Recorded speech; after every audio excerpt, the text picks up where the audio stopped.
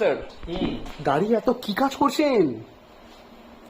দাঁড়িয়ে কাজ করছি বলতে আগামীকাল ক্লার্কশিপের ব্যাচ শুরু হচ্ছে, তো ওরই কিছু প্রিপারেশন চলছে আর কি। অ্যান্ড এটা একটা কথা বলবো, এবারও কি তোমরা ক্লার্কশিপ পরীক্ষা দেবে না? এত পরীক্ষার সব নোটিফিকেশন আসছে, ক্লার্কশিপ অন্যতম, তার মধ্যে মাধ্যমিক পাস লাগে, তারপরে তোমরা গিয়ে বলবে যে চাকরি নেই, তারপরে তোমরা বলবে নোটিফিকেশন নেই, তারপরে তোমরা বলবে ভ্যাকেন্সি নেই। তাহলে এইসব না বলে এই সময় থেকে এখন থেকে প্রিপারেশন নাও, ডিসেম্বরের মধ্যে যেন প্রিপেয়ার হয়ে যাও। তুমি কি একটা কথা জানো, এই যে তুমি প্রিপারেশন শুরু করনি, আর যারা হাজার হাজার ছেলে মেয়ে প্রিপারেশন শুরু করে দিয়েছে, তুমি যখন শুরু করবে তারা তোমার থেকে কতটা এগিয়ে থাকবে, তো তারাই তো পাবে চাকরি, তুমি কি করে পাবে? তার জন্য তোমাকে প্রিপারেশন নিতে হবে। আর তুমি গাইডেন্স নিতে পারো, আমাদের ব্যাচ আছে, সেই ব্যাচে ভর্তি হতে পারো। খুব অল্প একটু টাকা দিয়ে কিন্তু তোমরা ব্যাচ পারচেস করতে পারো।